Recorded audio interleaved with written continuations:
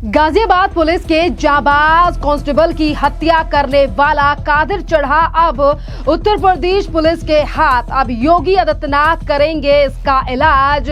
और वहीं दूसरी तरफ जाबाज कांस्टेबल सौरभ कुमार के परिवार ने भी सीएम योगी आदित्यनाथ से कर दी है बड़ी मांग। जी हां, दरअसल आपके लिए बता दें कि दिल्ली से सटे उत्तर प्रदेश के गाजियाबाद में रविवार रात को एक जाबाज कांस्टेबल की हत्या कर दी गई।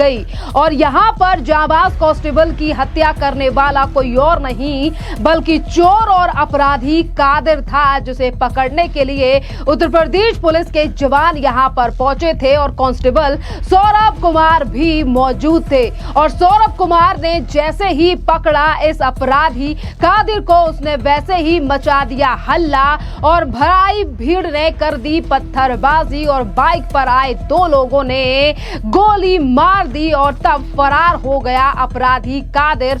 और उत्तर प्रदेश पुलिस यानी कि गाजियाबाद पुलिस ने एक तरफ इसे गिरफ्तार कर लिया है, वहीं दूसरी तरफ गाजियाबाद के कांस्टेबल सौरभ कुमार को गोली लगने से हो गई है उनकी हत्या। जिसके बाद परिवार ने कादिर को लेकर सीएम योगी आदित्यनाथ से बड़ी मांग कर दी है। आपके लिए बता दें कि ये जो अपराधी है कादिर खुर्शीद, जिसके ऊपर 36 से ज्यादा मामले दर्ज हैं और ये उत्तर प्रदेश का ही रहने वाला है, नोएडा का रहने वाला है, जिसे पकड़ने के लिए कल रात को उत्तर प्रदेश पुलिस पहुंची थी। कादिर जो है वो खुर्शीद नहाल गांव का रहने वाला है। कादिर एक शातिर चोर है, लुटेरा है और वो गाजियाबाद समेत पूरे एनसीआर में सक्रिय रहता था। उसके खिलाफ अलग अलग थानों में 16 से ज्यादा मुकदमे दर्ज हैं। चोरी से लेकर लूट और गैंगस्टर तक के मामले इसके खिलाफ चल रहे थे। और जैसे ही उत्तर प्रदेश के जाबाज कांस्टेबल सुरेंद्र कुमार इसे गिरफ्तार करने के लिए पहुंचे तो किस तरीके से यहां पर पुलिस के ऊपर पत्थरबाजी करने वाले लोगों के ऊपर भी एक्शन लिया जाएगा। और आगे की जानकारी दे रहे हैं डीसीपी सुरेंद्र तिवारी, जो कि इस एरिया के डीसीपी हैं। उन्होंने बताया है कि क्या हालात थे और किस तरीके से मौत हुई है जाबाज कांस्टेबल की और क्या एक्शन लिया जाएगा इस अपराधी कादिर के ऊपर। सुनिए डीसीपी का बयान। दिनांक 25/5/25 को थाना मसूरी पर एक सूचना प्राप्त हुई कि थाना मसूरी के ग्राम नाहल पर गौतम बुद्ध नगर के एक अच्छी सौरभ को गोली लग गई है, जिसे उसकी टीम के द्वारा यशोदा अस्पताल ले जाया गया है, जहां पर उसे डॉक्टर द्वारा मृत घोषित कर दिया गया है। ज्ञात हुआ है कि एक वांछित कादिर नामक नाहल का जो रहने वाला था, उसकी गिरफ्तारी के लिए वहां की टीम आई हुई थी। उसी दौरान ये घटना हुई है।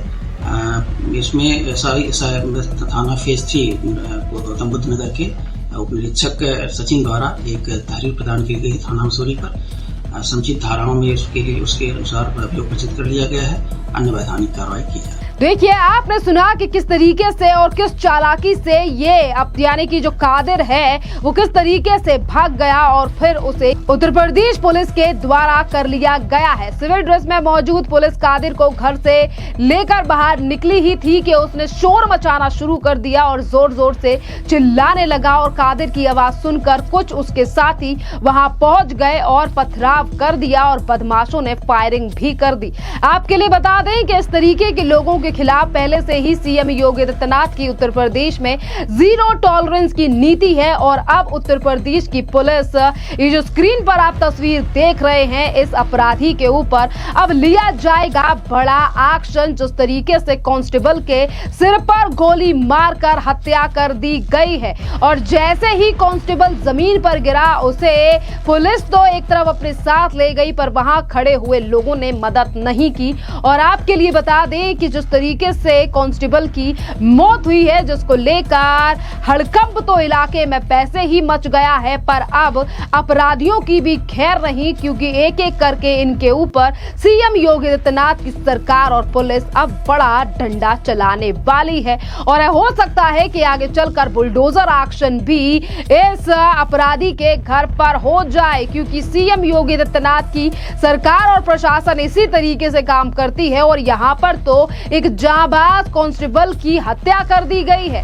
और आपके लिए बता दें और अब ले चलते हैं इसी इलाके में चश्मदीद गवाहों के पास, आपको ले चलते हैं उन्होंने क्या देखा और किस तरीके से वहां मौजूद लोग अपना बयान बता रहे हैं कि किस तरीके से हालात थे वहां पर। मैं 12 बजे आया हूँ। तो क्या हो रहा था जब यहाँ पुलिस थी, वह आके बैठा है। इतने में पंचायत सहायक आया, गफ्फार भाई, मैं कहा हाँ जी इनका गेट खोल दो। गेट खोल दिया मैंने। क्या पता लगा फिर यहाँ पे आपको कि अगर भीड़ किस लिए लग रही, क्या वजह थी भीड़ लगने? पुलिस क्यों आई थी आखिर? पुलिस ने आई ही कि यहाँ कोई आदमी मार दिया कि गोली चला दी। मगर किसे पकड़ने आई थी पुलिस यहाँ गाँव में? कादिर को आई। किसका लड़का कादिर? खुर्शीद का। अपराधी है? हाँ ने तो है पब्लिक देखी इकट्ठी हुई भी। हाँ मैं तो सो रहा। आपने देखा? ये तो 12 बजे के करीब की बात है। तो क्या देखने के लिए घर साहब में जब आ रहा है? यहाँ तो कम से कम 50 आदमी, बच्चे भी बड़े भी सब खड़े हैं यहाँ। तो क्या मतलब क्या हुआ था, कुछ पता लगा? कुछ लोगों ने बताया, उसे देखा हो?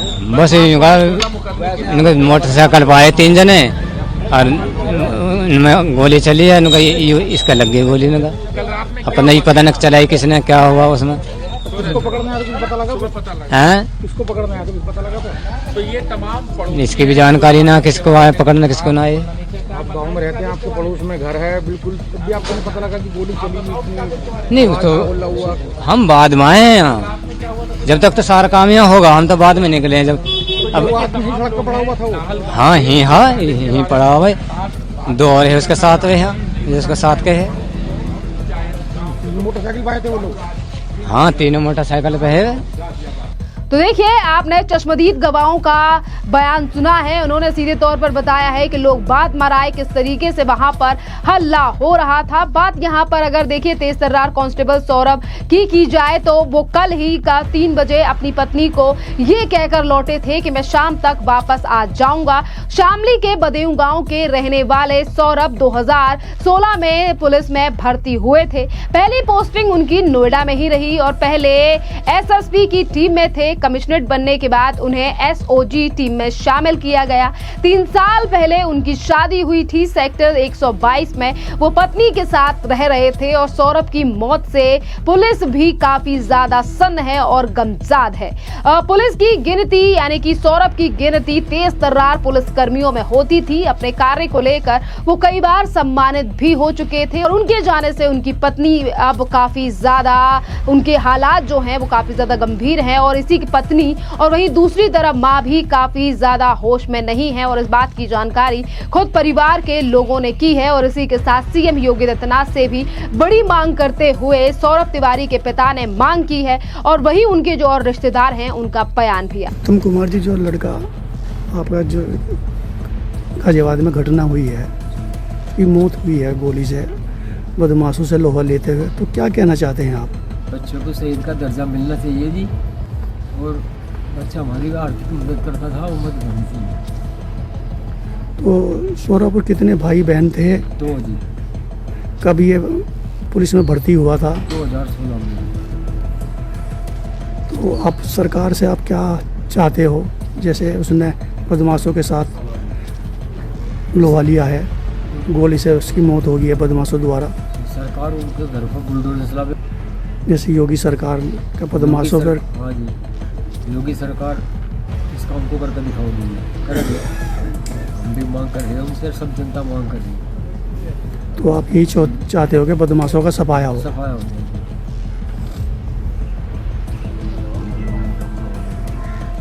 मम्मी का बहुत बुरा हाल है, उनकी मम्मी का बहुत बुरा हाल है। घर में कितने लोग हैं इनके? माँ बाप, भाई भाभी, घरवाली। शादी कब हुई थी? 2020 में। बात हुई उससे आपसे पहले, कुछ दिन पहले कभी? ना कोई ऐसी बात नहीं हुई, हाल चाल पूछ लेते बस, ठीक ठाक। क्या चाहते हैं इंसाफ अब जैसे हुआ है? भाई इंसाफ तो मिलना ही चाहा। अब अपराधी को क्या करना चाहिए? अपराधी के साथ अपराधी को सजा मिले, जैसी कानून देगा, हम तो कानून की साथ है, जैसी कानून देगा। तो देखिए, तमाम रिश्तेदार और पिता का बयान आपने सुना है और अब सीएम योगी आदित्यनाथ का डंडा ऐसे ही अपराधियों के ऊपर 2017 से चलता आया है और अब ये जो अपराधी उत्तर प्रदेश पुलिस के हत्थे चढ़ चुका है, अब इसके ऊपर भी बड़ी कार्रवाई की जानी है और अब बुरे दिन इसके शुरू हो चुके हैं।